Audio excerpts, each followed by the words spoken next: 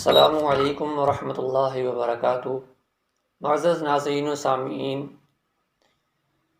آج کی اس نشست میں آپ کے ایک سوال کا جواب دیا جائے گا، اور آخر میں آپ کو چند علماء کرام کے فتاوے بھی سناؤں گا کہ اس سوال کے جواب میں علماء کرام کیا کہتے ہیں۔ سوال یہ ہے کہ اگر بلی کسی برتن میں منہ ڈال دے تو کیا وہ چیز استعمال کی جا سکتی ہے؟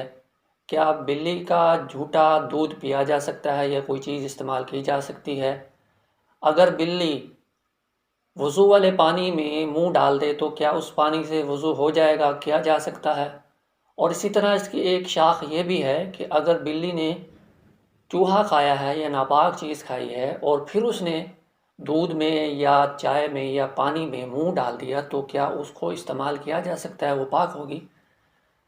ان تمام سوالات کے جوابات انشاءاللہ العزیز علماء کرام کے فتاووں سے بھی آپ کو دیے جائیں گے۔ اور اس حوالے سے سب سے پہلے میں آپ کو دو احادیث سنا دیتا ہوں۔ سب سے پہلی حدیث ہے جامع ترمذی کے اندر، جس کا حوالہ آپ سکرین پر دیکھ سکتے ہیں۔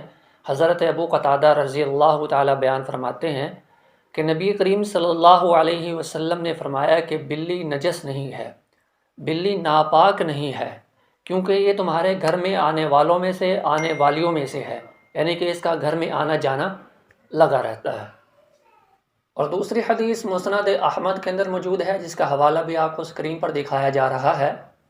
یہ بھی حضرت ابو قتادہ رضی اللہ تعالیٰ عنہ کے حوالے سے آتی ہے حدیث کہ ایک مرتبہ ان کے لیے وضو کا پانی لایا گیا تو بلی نے اس میں منہ مار دیا۔ جب بلی منہ ڈال کے چلی گئی تو حضرت ابو قتادہ رضی اللہ تعالیٰ عنہ نے اس پانی سے وضو کرنا شروع کر دیا۔ تو لوگوں نے پوچھا، اے ابو قتادہ رضی اللہ تعالیٰ عنہ، یہ تو بلی کا جھوٹا پانی ہے اور آپ اس سے وضو کر رہے ہیں؟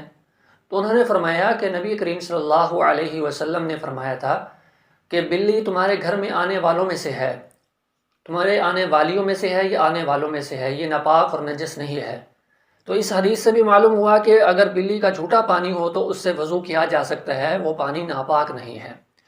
اور اس حوالے سے امام ابن تیمیہ رحمۃ اللہ علیہ کا کیا قول ہے وہ بھی سماعت فرمائیں۔ شیخ الاسلام امام ابن تیمیہ رحمۃ اللہ علیہ فرماتے ہیں کہ اگر بلی نے کوئی چوہا کھایا ہے یا اس قسم کی کوئی ناپاک چیز کھائی اور فوراً بعد اس ناپاک چیز کو کھانے کے فوراً بعد اگر اس نے کسی چیز میں منہ ڈال دیا تو وہ چیز پھر ناپاک ہو جائے گی، لیکن اگر اس کو وہ چیز کھائے ہوئے کافی دیر گزر گئی ہے تو پھر اس نے کسی چیز میں منہ ڈال دیا تو وہ پھر چیز ناپاک نہیں ہے۔ اور اسی قول کو اختیار کیا ہے امام ابو حنیفہ رحمۃ اللہ علیہ، اور دیگر ائمہ دین نے اسی قول کو اختیار کیا ہے اور فرمایا ہے کہ یہ سب سے قوی قول ہے۔ تو ان اقوال سے بھی یہ بات ثابت ہوتی ہے کہ اگر بلی نے ایک چوہا کھانے کے فوراً بعد یا ناپاک چیز کھانے کے فوراً بعد کسی چیز میں منہ ڈال دیا تو وہ چیز ناپاک ہے، اگر اس کو کھائے ہوئے کافی دیر گزر گئی ہے، چونکہ بلی اپنے منہ کو اکثر عموماً صاف ہی رکھتی ہے، وہ گندا نہیں رکھتی، تو اس لیے اگر اس نے ڈال دیا۔ ایک اور چیز یہاں سمجھنے کی وہ یہ ہے کہ ایک چیز جائز ہے تو اس کا مطلب ضروری نہیں ہے کہ آپ کو اس کا استعمال کرنا ہی ہے۔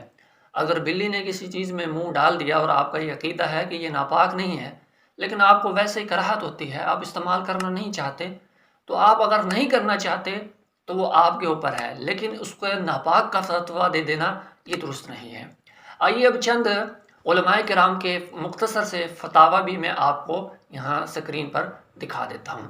سب سے پہلے میں آپ کو سناتا ہوں مفتی اکمل قادری صاحب کا فتویٰ کو اس حوالے سے کیا کہتے ہیں۔ اور جب کسی نے پوچھا یا رسول اللہ کہ آپ نے بلی کے جھوٹے پانی سے وضو فرمایا تو فرمایا یہ طوافین طوافات میں سے ہے۔ طوافین طوافات مانے بار بار چکر لگانے والی چیزیں، تو سرکار نے ثابت فرمایا کہ یہ چونکہ بار بار چکر لگاتی ہے، اگر اس کے لعاب کو، اس کے تھوک کو ہم ناپاک قرار دیں تو آپ کو بار بار اپنی چیزیں پاک کرنا لازم آئے گا اور اس سے حرج پیدا ہوگا، لہذا سرکار نے اس کے لعاب کو معاف رکھا۔